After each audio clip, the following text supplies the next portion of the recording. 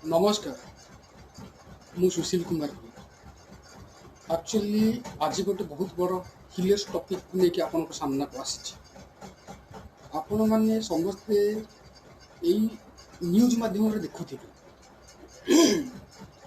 ଆମେରିକାର ମୂଳ ବାସିନ୍ଦା ବା ଯେଉଁମାନେ ମୂଳ ନିବାସୀ ଯେଉଁ ନିଗ୍ରୋ ଲୋକ ଯାହାକୁ ବନବୈଷ୍ଣବର ଯେଉଁମାନେ ଶିକାର ହେଉଥିଲେ କଳା ଲୋକ ଏବଂ ତାଙ୍କମାନେ ଯେଉଁ ଗୋରା ଲୋକ ଯେଉଁ ସ୍ୱତ୍ୟ ସମ୍ପ୍ରଦାୟର ଲୋକ ଏବେ ଯେଉଁମାନେ ଶାସନ ଗାଦିରେ ବସିଛନ୍ତି ବା ରାଷ୍ଟ୍ରପତି ଡୋନାଲ୍ଡ ଟ୍ରମ୍ପ ସେଇ କମ୍ୟୁନିଟିର ଲୋକମାନେ ମାନେ ପୋଲିସ ବର୍ଣ୍ଣ ବୈଷ୍ଣବର ବିଭେଦ ଦେଖି କଳା ଲୋକଙ୍କୁ କ'ଣ କଲା ନା ହତ୍ୟାର ମାନେ ତାଙ୍କୁ ପିଟି ହତ୍ୟା କଲା।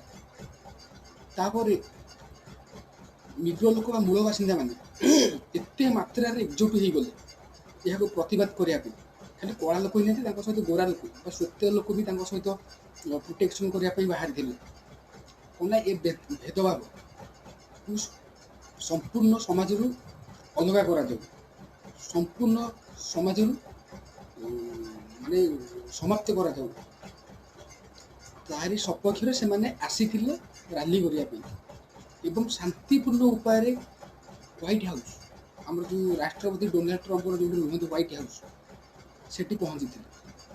ପହଞ୍ଚିଲା ପରେ ଶାନ୍ତିପୂର୍ଣ୍ଣ ଉପାୟରେ ସେମାନେ ଧାରଣା ଦେଲେ ଏବଂ ଏହା ଦେଖି ରାଷ୍ଟ୍ରପତି ଡୋନାଲ୍ଡ ଟ୍ରମ୍ପ ହ୍ୱାଇଟ୍ ହାଉସ୍ର ଆମର ଯଦି ଅଣ୍ଡରଗ୍ରାଉଣ୍ଡ ହାଉସ୍ ଗୋଟେ ତଳେ ଥାଏ ସେ ତଳ ଘରେ ଯାଇକି ଲୁଚିଥିଲେ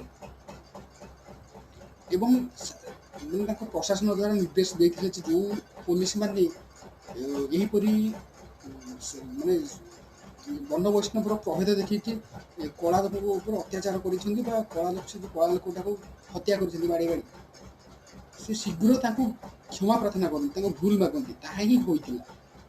ପ୍ରତ୍ୟେକ ପୋଲିସ ମାନେ ମେଲବର୍ଣ୍ଣ ଠାରେ ଆଣ୍ଠୁ ମାଡ଼ିକି ଭୁଲ ମାଗିଲେ, କହିଲେ ଏପରିକି ଆମେ ଭୁଲ କେବେ ବି କରିବୁନି। ତାପରେ ଶାନ୍ତ ପଡ଼ିଛି, ସେଠିକାର ପରିବେଶ ଏବେ ଶାନ୍ତ ପଡ଼ିଛି। ଆକ୍ଚୁଆଲି ମୋର ଏ କଥା କହିବାର କାରଣ ଆମେରିକାରେ ଶ୍ଵେତାଙ୍ଗ ଲୋକମାନେ ତାଙ୍କ ଦେଶର ମୂଳ ନିବାସୀ ଥିଲେ ଆଉ ସେମାନେ ଆଜି ଜଣେ ଲୋକ ତାଙ୍କର ମଲା ବି ବହୁତ ଏକ ହେଇଗଲେ।